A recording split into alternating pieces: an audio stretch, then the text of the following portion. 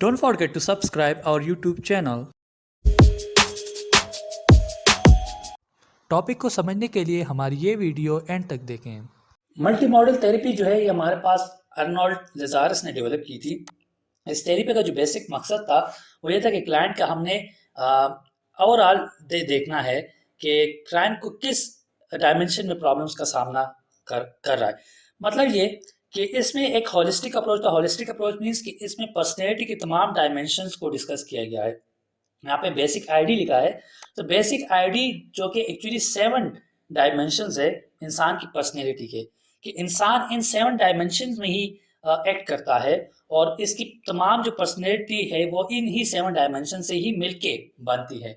तो लेजारस ने ये किया कि उसने इंसान की पर्सनैलिटी का हर एस्पेक्ट देखना चाहा, हर एस्पेक्ट को आइडेंटिफाई करना चाहा कि कहाँ कौन सा एस्पेक्ट जो है वो किसी भी बंदे को डिस्टर्ब कर सकता है। याद रहे कि हर इंसान का मुख्तलिफ पर्सनैलिटी एस्पेक्ट्स जो है डोमिनेटिंग होते हैं, या अपने प्रॉब्लम्स को कॉप अप करने के लिए वो मुख्तलिफ तरीक़ेकार यूज़ करते हैं और मुख्तलिफ चीज़ों को जो है वो पर्सनैलिटी के मुख्तलिफ डायमेंशन जो है इंसान को अफेक्ट कर सकता है। बेसिक आईडी से मुराद कि बिहेवियर, बी से बिहेवियर, ए से अफेक्ट, एस से हमारे पास आता है सेंसेशन, आई से हमारे पास इंटरपर्सनल रिलेशनशिप, सी से कॉग्निशन और आई से इमेजरी एंड डी से ड्रग्स। अब बेसिक आईडी में सबसे पहले अगर हम बिहेवियर देखें तो बिहेवियर में हमने देखना होता है कि क्लाइंट किस वे में बिहेव करता है, किस तरह उसके एक्शंस हैं। वो एक्शंस कोई माल अडाप्टिव तो नहीं है, कोई उसको नुकसान तो नहीं पहुंचा रहा, कोई ऐसा बिहेवियर जो कि सोसाइटी में जो उसके लिए नुकसानदेह साबित हो रहा हो, कोई ऐसे एक्शन वो परफॉर्म कर रहा हो जो ठीक नहीं है। तो हम उसके बिहेवियर के ऊपर सबसे पहले इस एस्पेक्ट को देखेंगे और फिर एसेस करेंगे और फिर इसमें प्रॉब्लम्स तलाश करेंगे, आइडेंटिफाई करेंगे। अगर प्रॉब्लम मिला तो थेरेपिस्ट का काम है कि उसको एड्रेस करे। अफेक्ट, अफेक्ट में इमोशंस को एड्रेस करेंगे। अब इमोशंस क्या है, हम देखते हैं कि क्लाइंट के लिए कौन सी चीज़ें ऐसी सेंसिटिव हैं जो उसको अफेक्ट कर सकती है इमोशनली। किन किन बात पे वो खुश होता है, किन किन बात पे वो ना खफा होता है, या किन किन बात पे उसको रोना आता है, और कौन सी बात उसको तकलीफ दे साबित हो सकती है और तकलीफ दे सकती है इमोशनली। तो ये इमोशंस का जो मजमुआ, इमोशंस वो किस तरह एक्सप्रेस करता है और किस तरह वो अगले एक्सप्रेस करने का जो तरीका होता है वो कौन से, वो किस वे में अपने एक्सप्रेस करते हैं, तमाम जो ये इमोशंस के रिलेटेड क्वेश्चंस हैं इस अफेक्ट में हम देखते हैं। सेंसेशन, सेंसेशन से मुराद कि आप चीज़ों को सेंस किस तरह करते हो, यानी क्लाइंट किसी भी चीज़ों को सेंस करे। ऑब्वियसली 5 ऑर्गन से हम चीज़ों को सेंस करते हैं। आपके जो 5 सेंसरी ऑर्गन्स होते हैं, चाहे वो आंख हो गई, नाक हो गई, कान हो गई, ये आपसे इसे ही सेंस करते हैं ना। तो हम पहले तो देखते हैं कि इसमें तो कोई डिफिकल्टीज नहीं आ रही अगले इंसान को, इस सेंसेशन में तो कोई ऐसी नेगेटिव बॉडी सेंसेशंस तो नहीं है जो कि उसको टेंशन दे रही, जो उसको तकलीफ दे रही है, या कहीं पे उसको प्रॉब्लम आ रहे हो जो कि तकलीफ दर्द का सामना हो कहीं पे। हम ये चीज़ें भी देखते हैं।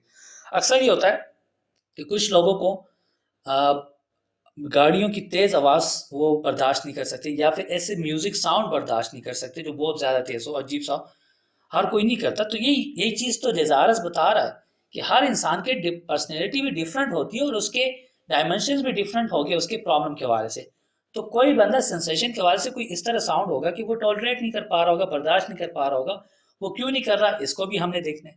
तो फर्दर आगे जाके इंटरपर्सनल रिलेशनशिप आता है, तो हम इसमें ये देखते हैं कि क्लाइंट का, इस बंदे का आपस में जो सोशल सर्कल है, फ्रेंड्स है, पेयर्स हैं, फैमिली मेम्बर्स है, उनके साथ ताल्लुकात कैसे हैं, क्या एक्सपेक्टेशन रखता है लोगों से, और किस तरह अपने लोगों के साथ एक्सट्रोवर्ट है, इंट्रोवर्ट है, गुल किस तरह रिलेशंस रखता है, ताल्लुकात रखता है। और कई पे रिलेशन में कोई उसका प्रॉब्लम क्यों नहीं है, सोशल सर्कल में इसको कोई प्रॉब्लम तो नहीं है, कहीं उधर से तो मसला नहीं आ रहा है इसको। तो ये तमाम सोशल सर्कल्स इंटरपर्सनल रिलेशंस में इधर देखते हैं। कॉग्निटिव या कॉग्निशन में हम ये देखते हैं कि क्लाइंट की बिलीफ सिस्टम क्या है, उसके थॉट्स क्या हैं, वो चीज़ों को किस तरह लेके जा रहा है अपनी ज़िंदगी में, किस तरह चीज़ों को लेके सोचता है, किस तरह अपने बिलीव्स इसने बनाए हैं। बिलीव्स ऑब्वियसली आपको पता है कि एक्सपीरियंस से बनते हैं, या स्कीमास तभी डेवलप होते हैं, कोई अर्ली चाइल्डहुड एक्सपीरियंस होगा या फिर पेरेंट्स। तो एक्सपीरियंस जितने भी होता है लॉजिकली आपका स्कीमा ही बनाता है। तो हम देखते हैं कोई माल अडाप्टिव स्कीमा कोई माल अडाप्टिव और कोई इस तरह इरेशनल बिलीफ जो है वो हमारे एक क्लाइंट के तो नहीं है। अगर इरेशनल बिलीफ्स होंगे तो ऑब्वियसली हम इधर से प्रॉब्लम को तो आइडेंटिफाई कर लेंगे। अब ये एक अनदर पर्सनैलिटी का एस्पेक्ट जो कि हमारे पास कॉग्निशन है। अब इसमें हमें पता चल गया भाई इसमें तो इरेशनल बिलीफ सिस्टम है, तो हमने क्या कौन सा अप्लाई फिर करना है, फर्दर आरईबीटी हमने अप्लाई करनी होती है। लेकिन ये सिर्फ 7 डायमेंशन, इसमें हमने देखना होता है कि प्रॉब्लम एक्चुअली लाई किधर कर रही है। फर्दर हमारे पास इमेजरी आता है। इमेजरी एक इंसान अक्सर जब कोई काम करता है या वैसे ही सोच में होता है तो अपने ख्याली दुनिया में भी जाता है।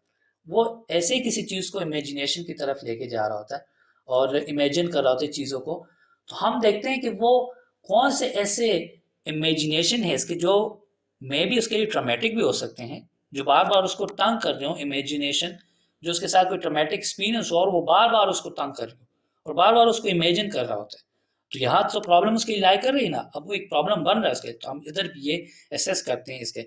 और ड्रग्स या बायोलॉजी ये इस तरह की चीज़ है कि हम देखते हैं कि क्लाइंट कोई ड्रग्स तो नहीं ले रहा अपने मेंटल प्रॉब्लम्स को कॉप अप करने के लिए। अक्सर इस तरह होता है कि लोग ड्रग्स तब लेते हैं कि उनके ऊपर अगर मेंटल स्ट्रेस हो तो वो ड्रग लेके अपने आप को रिलैक्स फील करते हैं, सेटिस्फाई फील करते हैं। तो हम देखते हैं कि क्या ही हमारा क्लाइंट कहीं एडिक्टेड तो नहीं ड्रग्स का।